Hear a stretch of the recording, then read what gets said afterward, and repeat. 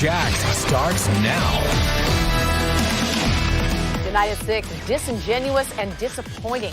That's how African-American pastors are describing the punishment handed down to this JSO sergeant accused of posting racist messages on his social media pages.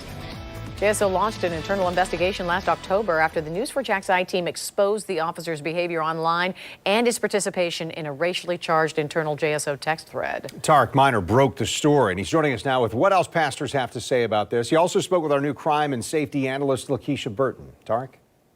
Former Gang Unit Sgt. Douglas Howell was accused of posting racist tweets like these here, where one of them he says that America's biggest problems are marijuana abuse and black people. He also called members of the LGBT community sick and demented, and he made disparaging remarks about Mexicans. So following a 6-month investigation by the Sheriff's Department, Internal Affairs found that Howell did indeed violate 2 counts of JSO's social media policy, but they did not find evidence to prove that his bias affected the way he does his job. Did you tweet this stuff? You're gonna have to go through this PIO. Okay, you see that? There's some passages who said that the stuff that you tweeted was kind of racist or racially insensitive. JSO Sergeant Douglas Howell admitted to posting the racially insensitive statements on social media, according to an Internal Affairs report released in its entirety by the Jacksonville Sheriff's Office.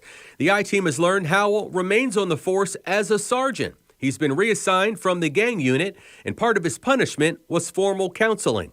Bishop Rudolph McKissick Jr., who we spoke with about the story last year, calls the reprimand a slap on the wrist. This was blatant racism.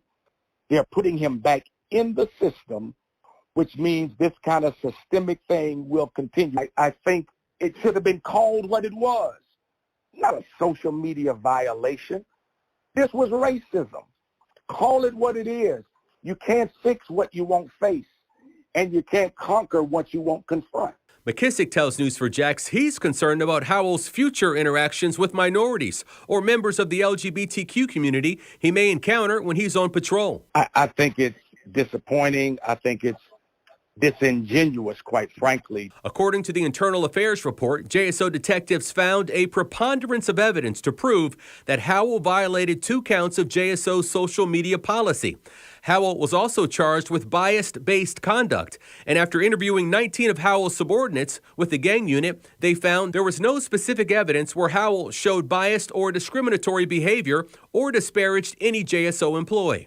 News4JAX crime and safety analyst Lakeisha Burton says Howell's removal from the gang unit was the right decision, adding that bias is hard to prove. With the bias-based conduct, you have to have a victim, someone who has been affected by this officer's behaviors as a result of his personal biases.